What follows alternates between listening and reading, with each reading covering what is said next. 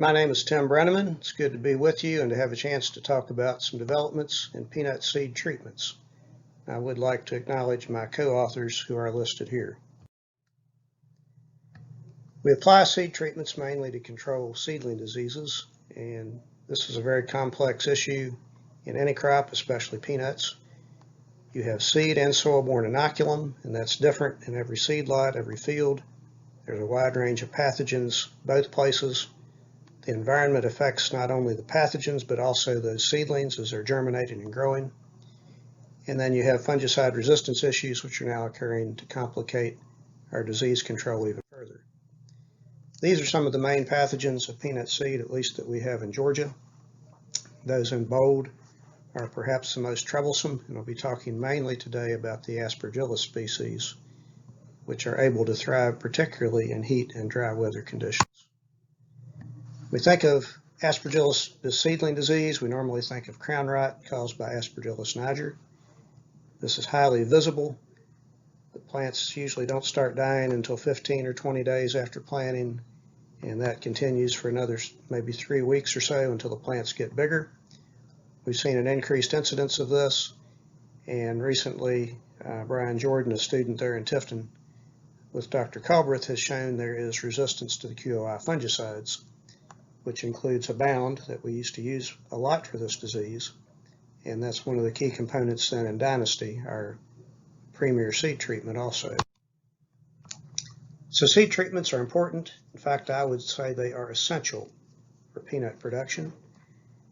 I do trials every year, and quite often I get plots like the right-hand two rows there where you get no seedlings emerge or very few, where seed treatments are not used. And a simple seed treatment dust can do usually quite a good job in getting the stands that we need to grow a good crop of peanuts. Our standard, as I mentioned, is Dynasty PD, has been for a number of years now.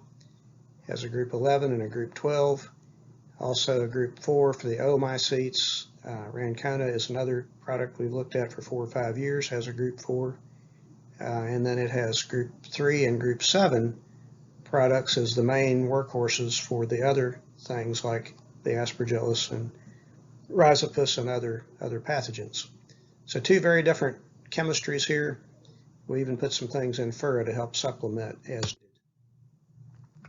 This past year there were some issues that occurred as seed labs started doing testing, and this came in from a lot of different shellers, a lot of different seedsmen. This was some data early on from the Georgia State Seed Lab, about 200 samples, which is just a smattering for them, but pretty good sample size, and shows what we started seeing early on, the germinations with the Rancona-treated seed, and these would be the same seed lots, but the Rancona would run from 70 to 94 and the Dynasty from 37 to 92.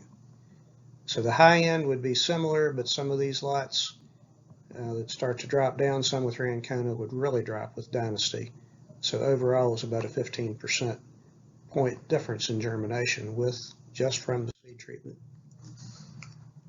Got this slide from D.D. Smith at the Seed Lab. She suspected that A. flavus might be the culprit because she was seeing things like this on their germination blotters. So it was A. flavus, not A. niger, which, as we know, can be seed-borne. And again, the big difference in germination associated with some of these seed. So A. flavus, we think about it a lot in terms of aflatoxin. Very famous for aflatoxin. We're known around the world as a big issue. But if you go back to some of the early literature, this is the Green Book of Peanut Diseases, Jackson and Bell, talking about A. flavus. It says pathogenesis to germinating peanut seed is unquestionable. That sounds pretty definite. And in fact, it is called yellow mold. And it is generally pre-emergent, so it's before the seed come up or come out of the ground, so it's not as visible as crown rot. But it's a known seed pathogen. It can attack seed of many hosts, grains, cotton, legumes, even tree seedlings, tree seed. That by the time the plants emerge, they're largely resistant. One exception is, though, late season on peanut with pods, that the pods are susceptible, especially under drought stress. or things like lesser cornstalk borer damage. And I took this picture last September in a dryland field that this type of infection was rampant. What happens then when you plant seed with A. flavus? It can rot them very quickly. These are seed dug up less than a week after they were planted. If you go much longer than that, they're going to be gone. Rhizopus can also do this, but there was a lot of sporulation of A. flavus on these seed. And a little later, as the seedlings started coming up, some didn't come up or were stunted, and we got this type of rot on the hypocotyls and got very high percentages of A. flavus out of those lesions. To look at this further, we wanted to plate some of these seed out. So very simple. You just treat the seed with the different seed treatments at a standard rate. Plate 100 seed, 3 or 4 to plate on a general media, and evaluate what grows out, including the germination of the seed if you want to. It became quickly evident, plating some of these seed lots, that there was a big difference between Dynasty and Rancona, and the big difference was the amount of A. flavus that was in these seed. Now there's things in the Dynasty or the Rancona here also. These are generally saprophytic organisms, and what you don't see in here is this high percentage of these yellow-green colonies that were so abundant in the Dynasty-treated seed. Some numbers. We got 8 seed lots from different sources and just plated these out. The percent contaminated with A. flavus was about almost 75%, about 70-some percent.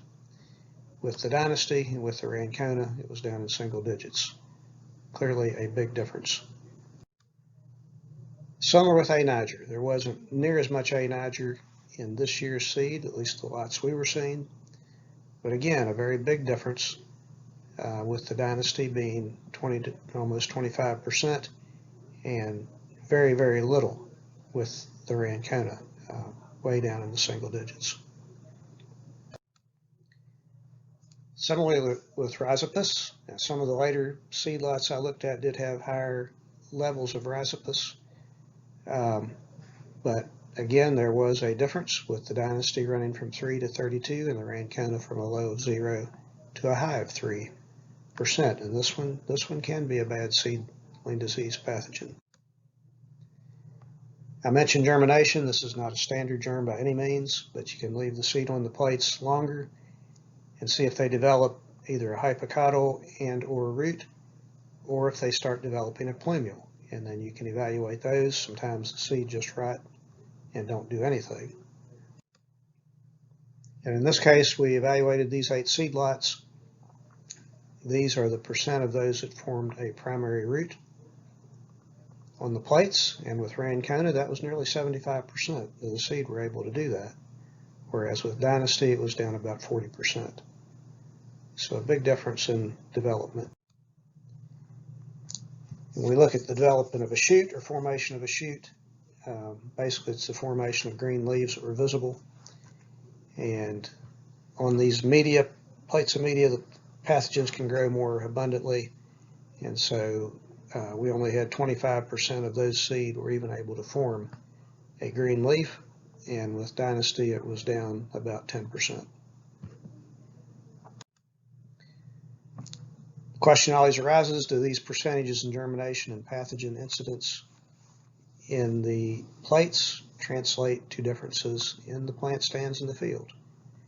And sometimes they do, but not always. There's more things that happen in the field.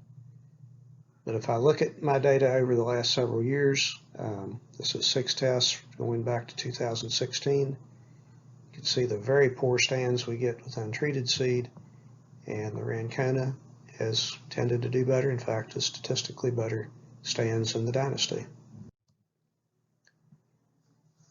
Well, these results were disseminated pretty quickly. There was a rapid shift. One of the take-home lessons here was that the industry moved quickly to Rancona. So a lot of our seed this year is treated with Rancona. Another development, and this will be reported on by Dr. Ali from Tifton in the molecular diagnostic lab. He took some of these isolates from our cultures from the seed this spring, and he found a very significant level of resistance to the QOIs, even a higher level in A. flavus than what had been seen in A. niger, and this had not been reported before. So this will be reported later in this year's meeting. And as you would guess, though, the Rancona gave superior control of Aspergillus and Rhizopus. It was not a silver bullet, so the stands this spring have still had some issues. Again, this goes back to the fact that it is a very complex ecosystem or pathosystem. So with that, I'd like to thank the collaborators that are listed. I particularly wanted to acknowledge Dr. Durham Bell posthumously, who is a mentor of mine in the seed treatment arena. He did a lot of the work developing the early seed treatments. He taught me a whole lot that I'm very thankful for today as we're trying to solve some of these issues.